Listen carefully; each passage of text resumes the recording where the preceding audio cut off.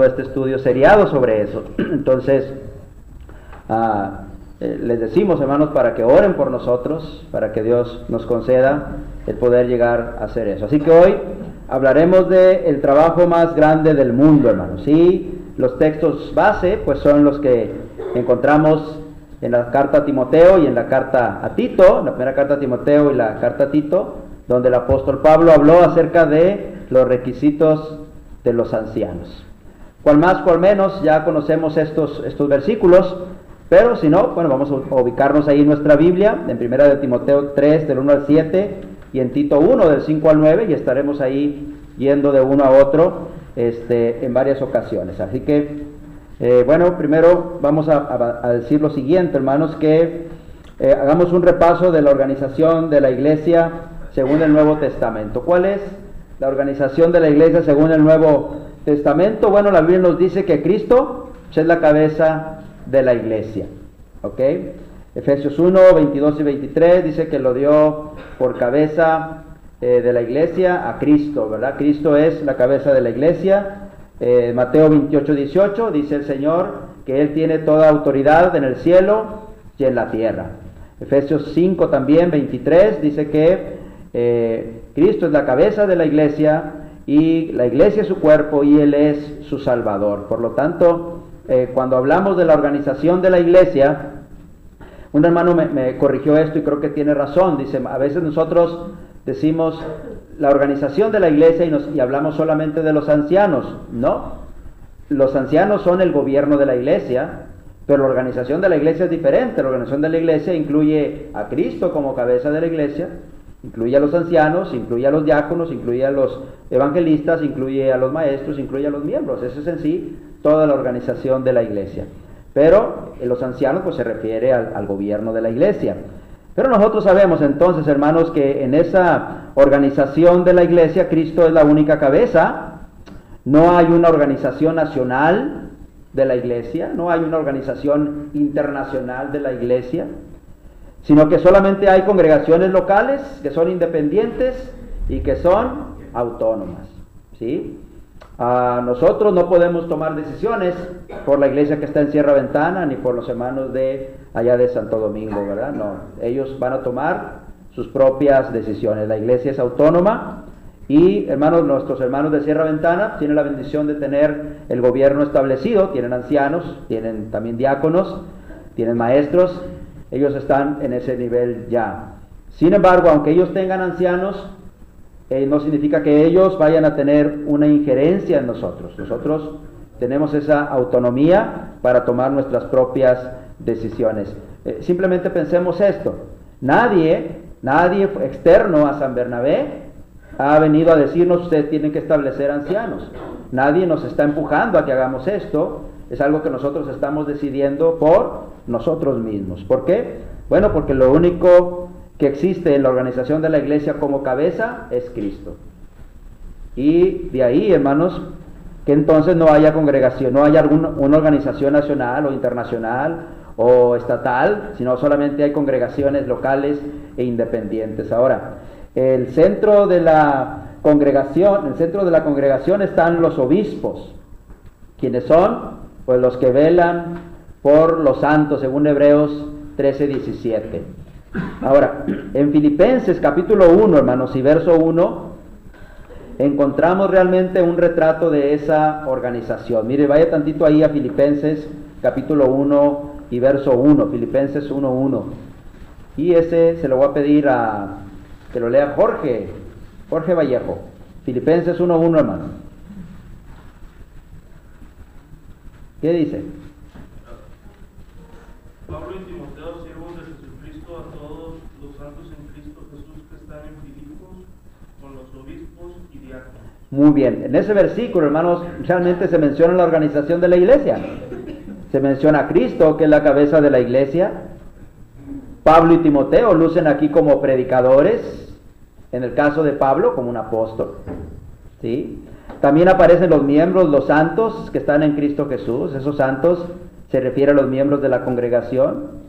Y también habla de los obispos, es decir, los ancianos o los pastores de la iglesia. Y habla también de diáconos, los servidores que están bajo la supervisión de los ancianos. Así que el centro de la congregación es los obispos, son los que están al frente de la iglesia, después de Cristo como cabeza de la iglesia, y ellos están velando por los santos, según Hebreos 13:17. Ahora, bajo la supervisión de los obispos están los diáconos, y están los predicadores, y están los miembros. Fíjense esto, hermano. Podemos encontrar nosotros en la Escritura que los diáconos son parte de la organización de la iglesia, pero no son parte del gobierno de la iglesia. ¿Ok? También cometemos ese error. Decir, bueno, el gobierno de la iglesia y hablamos de ancianos y diáconos. No. Los diáconos realmente no son parte del gobierno de la iglesia. Fíjense el error que han cometido congregaciones. Elegir o establecer diáconos y no ancianos. Eso no funciona, hermano. ¿Por qué? Porque los diáconos no son vistos en la Biblia como quienes están al frente de la iglesia, sino como quienes están sirviendo a la iglesia bajo la supervisión de los ancianos. Prácticamente, ¿qué sucede cuando se establecen solamente diáconos? He oído hermanos decir, bueno, ya dimos un primer paso para el gobierno, establecimos diáconos. Ok. ¿Qué hacen esos diáconos? Gobiernan la iglesia. ¿Sí? Gobiernan la iglesia. Pues entonces no los pongas como diáconos, ponlos como ancianos, establécelos como ancianos. ¿Sí? Los diáconos empiezan a reunirse y a tomar decisiones.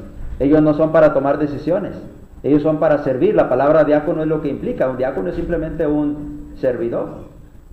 No hay nada en la palabra diácono que indique que ellos tienen autoridad, o que ellos están guiando, que ellos están cuidando, que ellos están apacentando al rebaño, como si lo encontramos en los términos con los que se habla de los ancianos o pastores u obispos. Por lo tanto, los obispos son los que están supervisando a los predicadores y a los miembros. ¿Sí? Esa es la única organización así que podemos encontrar en el Nuevo Testamento. Así que puesto que no hay organización más grande que la iglesia local, no hay algo más grande que la iglesia local. La iglesia local, eso es. No hay otra iglesia que esté sobre ellos. Así que entonces no hay organización más grande que la iglesia local. Por lo tanto, miren esto, hermanos. La responsabilidad entonces recae sobre los ancianos de cada iglesia local. Y puesto que no hay responsabilidad más grande que el cuidar las almas, por lo tanto, ser anciano es tener el trabajo más grande del mundo. ¿Sí? Si usted es un anciano de la iglesia, usted tiene el trabajo más grande del mundo. Porque no va a haber otros ancianos que estén por encima de usted. El único que está por encima de usted es Cristo. ¿Sí? Y no puede estar, no los ancianos, si un día los tenemos aquí en San Bernabé, pues no van a poder estar por encima de la iglesia que está en García o en la Ferrocarrilera. ¿Sí? Una cosa muy diferente es que esas congregaciones nosotros les apoyemos, pero muy diferente es que tomemos decisiones por ellos. Y hay de nosotros si lo hacemos, estamos mal. ¿Sí? Hace poquito me habló un hermano de la Alianza y me dice, hermano,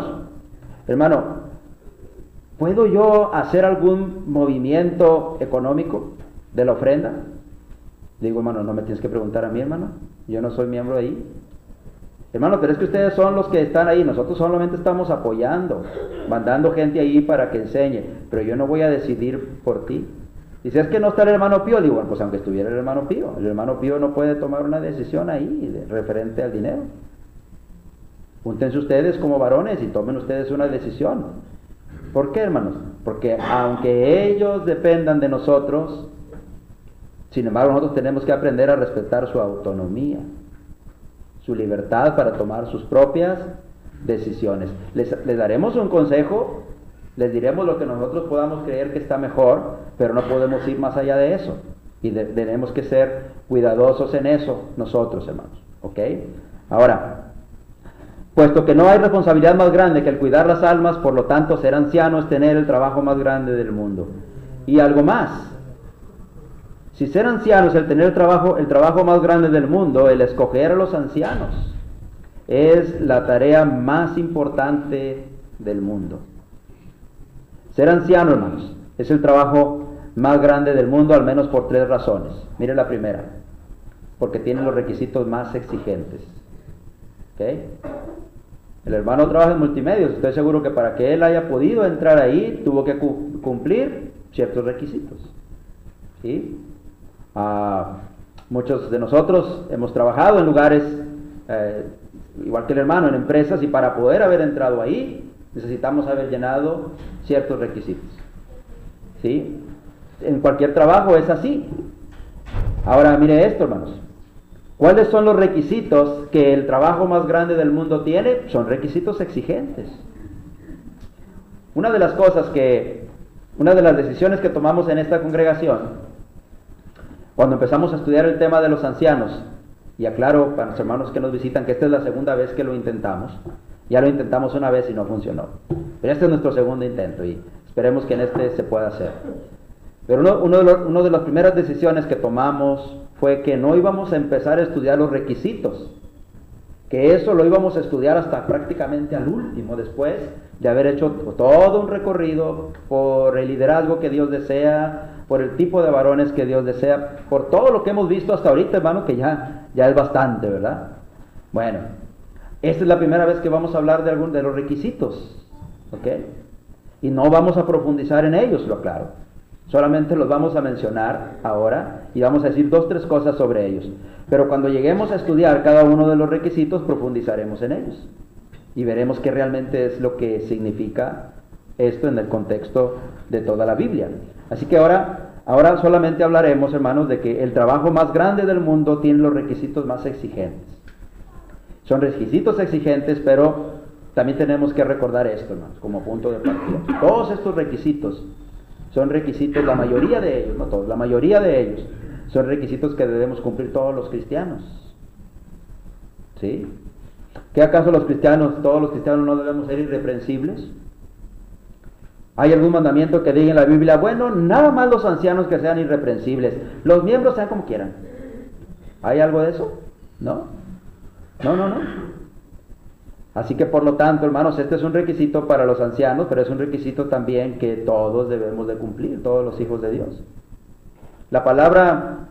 El primer requisito es que sea irreprensible. ¿Qué dice la Escritura en 1 Timoteo 3:2? Bueno, no lo vamos a leer todo, pero solamente mire lo que dice el verso 2. Es necesario que el obispo sea irreprensible. Si usted ve también lo que dice Tito 1:6, pues prácticamente se repite lo mismo. Tito 1:6 dice: el que fuere irreprensible. Así que el primer requisito para este trabajo, el trabajo más grande del mundo, es que quienes vayan a ocupar esa posición sean irreprensibles. Irreprensible, hermanos, no significa ser una persona sin error. Ya hemos hablado un poquito de esto antes. No significa ser una persona sin defecto. No significa eso. Este es el gran problema, hermano, del por qué nosotros como hispanos no establecemos ancianos. Porque cuando escuchamos la palabra irreprensible, inmediatamente nos imaginamos a una persona que nunca se equivoca, una persona que no comete errores. Y hermanos, esos no existen, esas personas no existen. No existen, hermanos.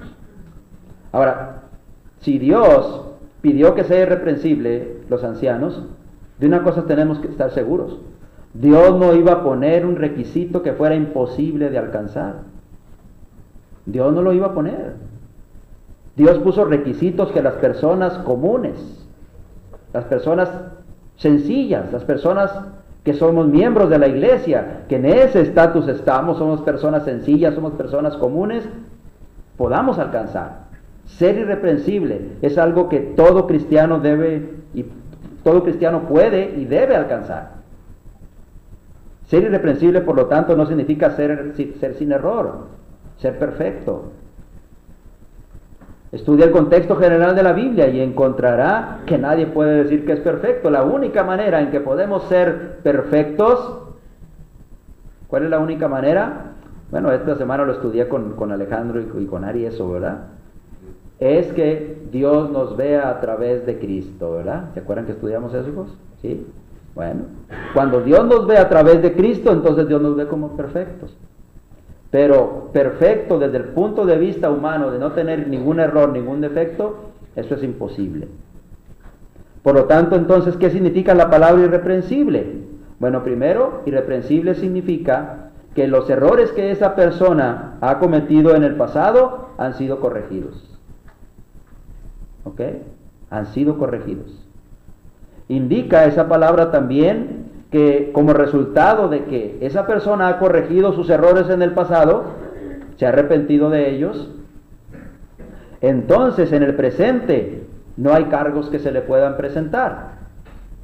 ¿Sí?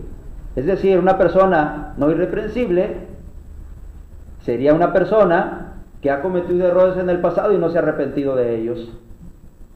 No ha dado muestras de arrepentimiento, no ha dado muestras de cambio. Pero una persona que cometió errores en el pasado y se ha arrepentido de ellos y ahora está haciendo todo su esfuerzo por no cometer los mismos errores, ahora se está esforzando por servir al Señor, ahora se está esforzando por ser el tipo de varón que Dios desea, esa es una persona irreprensible. ¿Sí? Bueno, deténgase un momento a pensar en esto. El capítulo 5 de la primera carta de Pedro, no lo busque, primera de Pedro 5 dice que Pedro era anciano juntamente con los ancianos a los que les estaba escribiendo. ¿Sí?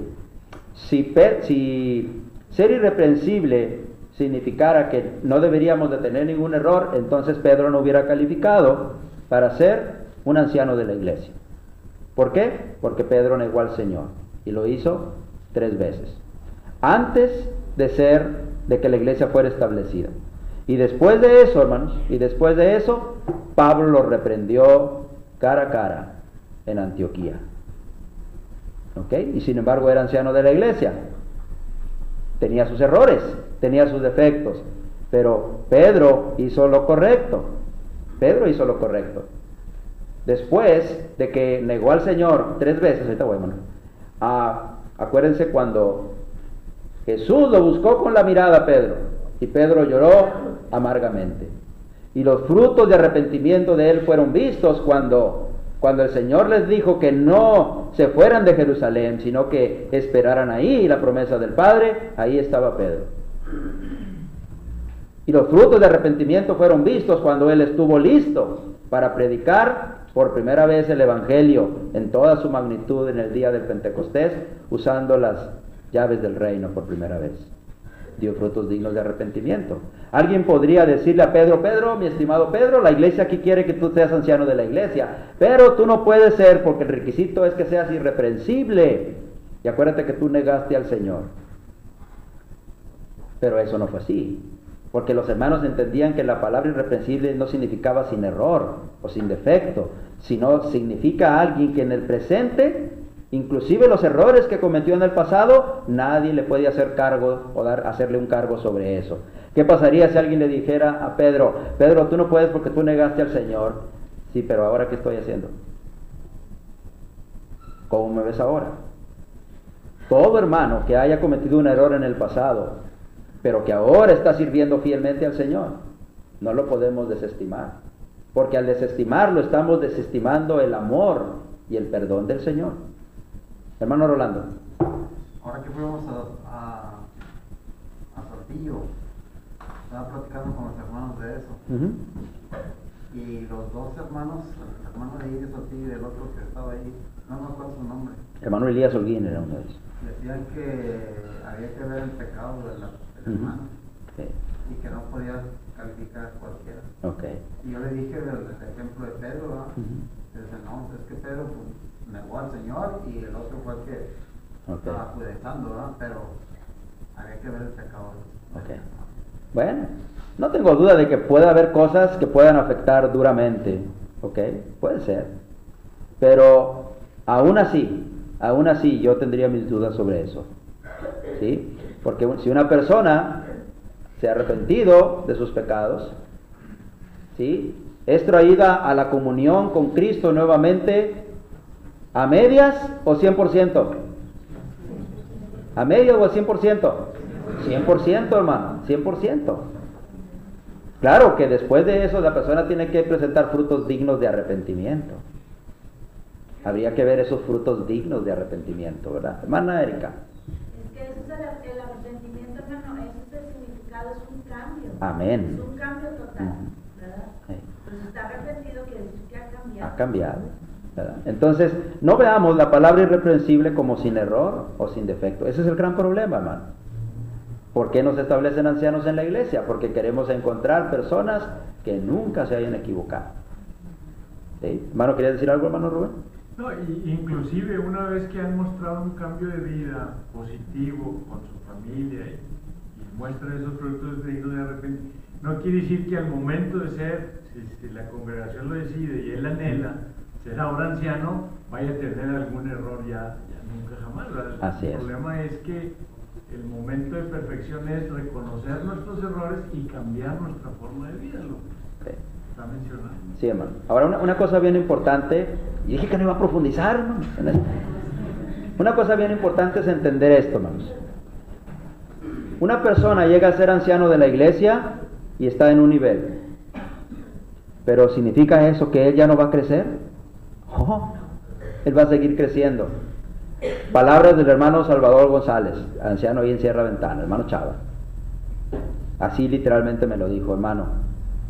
Cuando la iglesia nos eligió a nosotros como ancianos, a los tres, está Manuel, él y Luis, dice, nosotros no somos los mismos.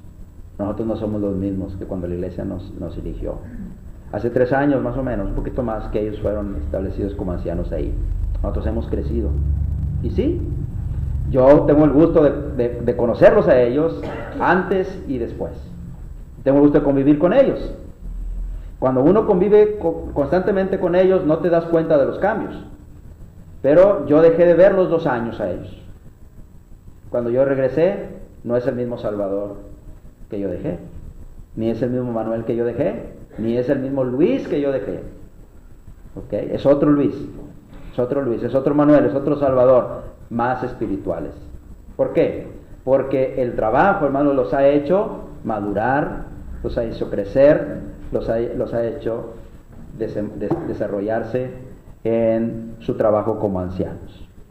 Así que fíjense esto, hermano. Ahí voy, hermano. Cuando en el presente los hermanos están haciendo un esfuerzo por vivir una vida conforme al Señor, hermanos, ellos son irreprensibles. Hermana, dígame. Voy a corroborar lo que usted está mencionando. En ocasiones somos muy duros en señalar. De hecho, yo estuve en una congregación donde se estaba votando por tener el gobierno, obispos.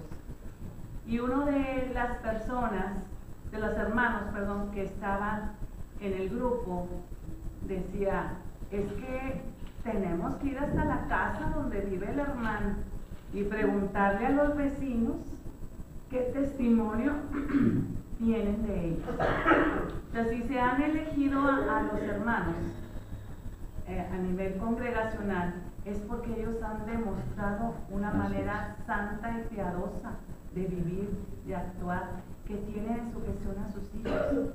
Entonces yo no entiendo por qué algunos se obsesionan en querer que el hermano sea perfecto, si sabemos que perfecto solamente es la deidad. Fíjense en esto, hermanos, el punto, no tengo duda de que sí vale la pena checar cuál es su testimonio con los vecinos, ¿no? Con la gente más cercana a ella, con la propia familia. Pero sabe una cosa, uno no elige, ya lo hemos dicho aquí, hermanos, lo hemos dicho aquí antes, uno no elige a una persona para que empiece a ser anciano. Realmente uno establece a alguien como anciano porque ya está haciendo ese trabajo de ancianos. Eso es realmente. ¿Por qué? Porque no va a poner uno a alguien por anciano, a alguien que no ha demostrado que le interesa cuidar de la iglesia. Alguien que está ya haciendo esa labor de apacentar la iglesia, de cuidar la iglesia. Es algo que ya se está haciendo. Así que cuando analizamos cuál es el trabajo de los ancianos y volteamos a nuestro alrededor, nosotros podemos contemplar hermanos que están haciendo eso en la congregación. Esos son nuestros ancianos. A veces lo único que falta es establecerlo solamente eso, porque ya están haciendo ese trabajo, ¿sí? Entonces, tenemos que entender, hermanos, que irreprensible entonces no significa sin error. Así que, entonces, hermanos, el trabajo más grande del mundo tiene los requisitos más exigentes, y el primero es que sea irreprensible. Analicemos nuestra vida como varones de Dios y como cristianos en general. ¿Alguien puede decir algo malo de nosotros? Déjeme decir algo que decía el hermano Pío aquí, o que dice en ocasiones el hermano Pío, y tiene mucha razón. Si usted me quiere encontrar un error y le busca, lo va a encontrar. Sí. Lo va a encontrar. ¿Por qué? Porque tengo errores. Pero ¿acaso nosotros estamos puestos para estar buscando los errores de los demás? No. ¿Okay? Sin embargo, cuando se empieza a hablar de los ancianos, inmediatamente empezamos a ver los errores más que las virtudes. Es como siempre se ha dicho, ¿no? De que agarramos una hoja en blanco y le ponemos un puntito ahí, ¿verdad? En la hoja en blanco, y decimos, ¿qué ves aquí? Pues todos decimos, un punto negro. ¿Y por qué no ves mejor que es una hoja blanca que apenas tiene un puntito negro?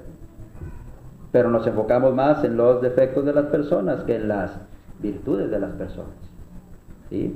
Una cosa importante, hermano, también en este asunto del irreprensible, es ver qué tanto esfuerzo hace ese hombre para servir a Dios, qué tanto esfuerzo hace para ser el tipo de hombre que realmente Dios desea, ¿verdad? Hermana Rebeca.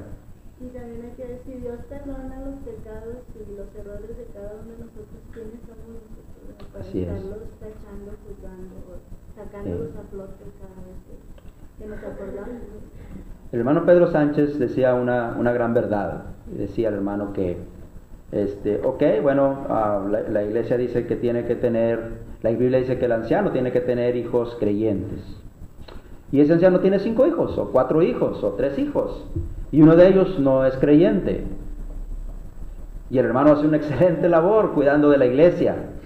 Enseña a la iglesia, guía a la iglesia, lo ha hecho por años. Pero la iglesia dice, tú no puedes ser anciano porque todos tus hijos no están convertidos. Por un malo, vamos a privar a la iglesia del trabajo que hace esa persona para Dios. La que se está afectando es la iglesia misma, porque está perdiéndose la oportunidad de tener a alguien que le ayude a llegar al cielo, que ese es el fin último del trabajo de todos los ancianos, hacer que la iglesia llegue al cielo, ¿sí?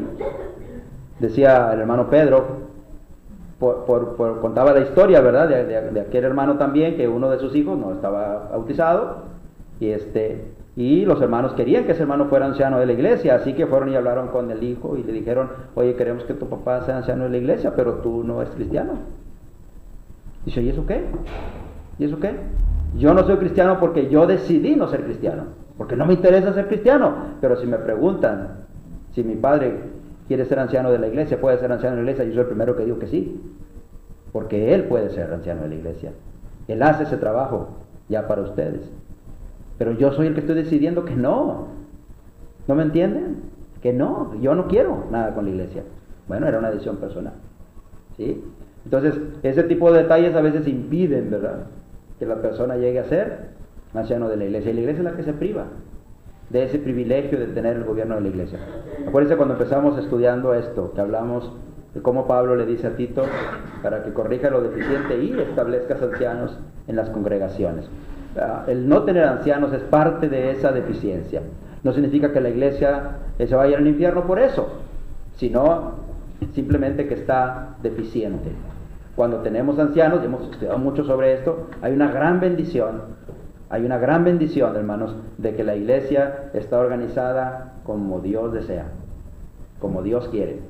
Y ellos ayudarán, hermanos, en el crecimiento espiritual y en el crecimiento numérico de la iglesia. Bueno, déjenme solamente digo otro, hermanos, que sea marido de una sola mujer.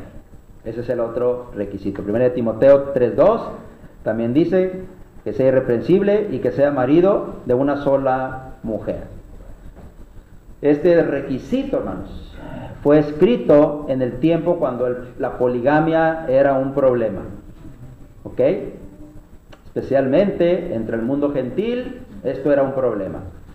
Y los judíos no estaban muy lejos de eso, porque ellos se divorciaban y se volvían a casar, por cualquier causa. Jesús enseñó inclusive sobre eso directamente a los judíos. Las enseñanzas de Pablo, por ejemplo, a los corintios, en 1 Corintios 7, cuando habla acerca de que por causa de la fornicación cada uno tenga su propia mujer, ¿ok? Y la mujer tenga su propio marido. ¿Por qué? Porque el asunto de la poligamia era un problema. Muchas personas venían a Cristo y traían arrastrando problemas de ese tipo. Así que Pablo fue enfático al decir aquí que el anciano no debería de ser alguien que tuviera el problema de la poligamia, ¿ok? Algunos recién convertidos del primer siglo seguramente estaban batallando con esto porque estaban saliendo de la vida anterior, de la vida en la que vivían como gentiles. Sin embargo, este texto nos sirve también para entender, tal vez ahora nosotros no batallamos con ese asunto de la poligamia dentro de la iglesia, ¿sí? No hay eso. Sin embargo, sí nos lleva a otro punto, el entender entonces que los ancianos tienen que ser personas casadas. Es decir, esto elimina a las personas que están solteras, ¿no? Y no tengo duda de que habrá hermanos maduros que están solteros, que darían un buen trabajo, y que inclusive creo que hacen un buen trabajo ya en la iglesia, pero esto los exceptúa a ellos, los quita de toda posibilidad, porque pues tiene que ser marido de una sola mujer. Esto es un mandamiento muy específico, ¿verdad? Hay muchos mandamientos que son más relativos, ¿verdad? Por ejemplo, ser hospedador. No nos dice qué tan hospedador, ¿ok? Pero este es específico. Tiene que ser marido de una sola mujer. Pueden surgir dudas acerca de que, bueno, si era viudo y se volvió a casar, etcétera. Bueno, pero eso no lo vamos a explicar ahorita, sino hasta que veamos a profundidad los requisitos. Lo único ahorita es que tiene que ser alguien que no tenga el problema de la poligamia y alguien que no sea soltero. Ahora, que sea sobrio. 1 Timoteo 3:2 dice también, sobrio, ¿ok? La palabra sobrio, hermanos, en nuestro lenguaje, pues es lo contrario a estar embriagado. Okay, lo usamos nosotros en nuestro español para referirnos a una persona que no tiene alcohol en su cuerpo, ¿ok?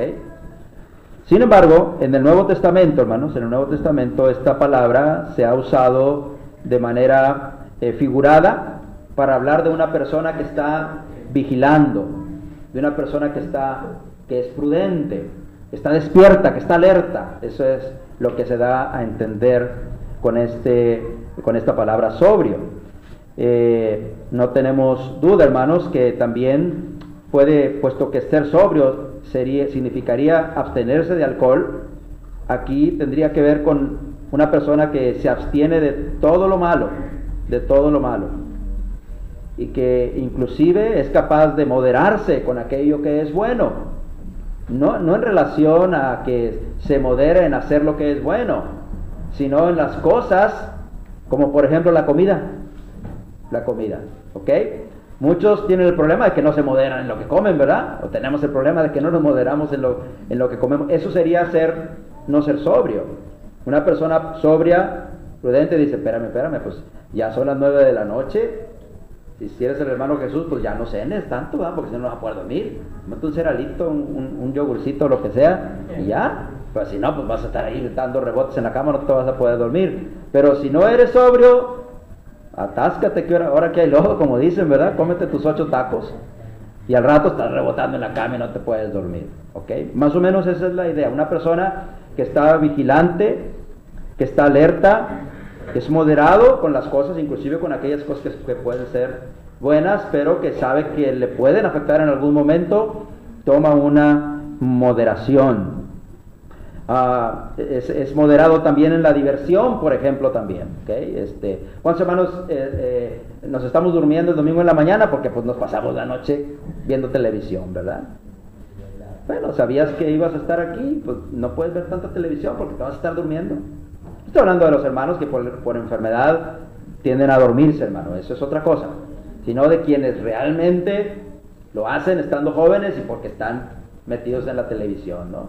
Finalmente dicen, ¿es sábado? Sí, pero mañana es domingo.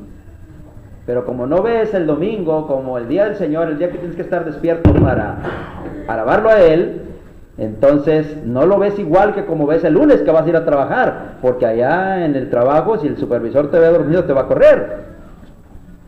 Pero en la iglesia el hermano Jesús no te va a decir nada, así que me puedo dormir ahí. Bueno, ser sobrios, inclusive también con la diversión y con otras cosas, hermano. Pero bueno, la última que quiero ver, hermano, es que sea prudente. 1 Timoteo 3:2, que sea prudente, lo dice ahí, y Tito capítulo 1 y verso 8 también lo menciona. La palabra prudente, hermano, significa que la persona sabe cuándo es apropiado reír, cuándo estar serio. Sabe cuándo es apropiado hablar y cuándo es apropiado callarse.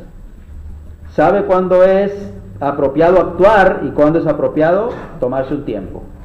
Es una persona prudente. En nuestro español mexicanote diríamos que no es una persona que piensa con el estómago. ¿Cómo es una persona que piensa con el estómago? Una persona que cuando siente que sus tripitas se le hacen nudo porque está enojado, ¡pum!, saca el enojo, ¿verdad? Saca el enojo y no le importa llevarse de encuentro a quien sea. Sean sus hijos, sea su esposa, sea su jefe, sean quien sea. Actuamos con el estómago, nos dejamos llevar porque nuestras entrañas nos dicen.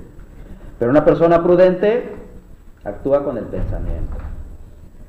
Ok, esa persona está mal, pero me tengo que detener, me tengo que esperar. Tengo que esperar el momento oportuno para hacer saber mi inconformidad. ¿Ok? Tengo que esperar el momento oportuno para saber qué voy a decir. Porque a veces, hermanos, nuestras palabras pueden herir más que los golpes. Y por imprudencia muchas veces decimos cosas que afectan a los demás, a veces nuestra familia, y luego tenemos que pagar las consecuencias de eso. Hay que ser prudentes. Así que, en una palabra, es alguien que posee un buen sentido común. Un buen sentido común. Bueno, quisiera decirles mucho más, hermanos, pero ya el tiempo se ha acabado, ¿sí? Así que estamos platicando de que el ser anciano, o los ancianos de la iglesia, el obispado, el ancianato, el llegar a ser los pastores de la iglesia es el trabajo más grande del mundo. Primero, porque tiene los requisitos más exigentes. Luego veremos que también es el trabajo más grande del mundo porque tiene las responsabilidades más grandes. Pero también es el trabajo más grande del mundo porque tiene las recompensas más excelentes. Cuando aparezca el príncipe de los pastores, Él les dará la corona incorruptible de gloria. 1 Pedro 5:4, creo. ¿Ok? Así que bueno, aquí le vamos a dejar, hermanos. ¿Alguien tiene alguna duda o algún comentario que quiera hacer sobre esto? Para las personas que nos visitan por primera vez, incluyendo los hermanos, pues a lo mejor está un poquito fuera de contexto, pero es algo que entre la hermandad aquí hemos estado estudiando domingo tras domingo. Si quiere seguir estudiando sobre esto, pues le invitamos a que siga viniendo con nosotros. ¿Ok? ¿Alguna pregunta hasta aquí, hermanos? ¿Algún comentario? Si no, hermanos, pues Dios les bendiga. Gracias por oírme. Y le dejamos el lugar para el himno. ¿Quién lo tiene? Hermano Juan Pablo. Y después, hermanos, tendremos la última oración. Saúl Flores está aquí, no está, ¿verdad? ¿No? Bueno, la última oración se la voy a encargar a Jorge Vallejo.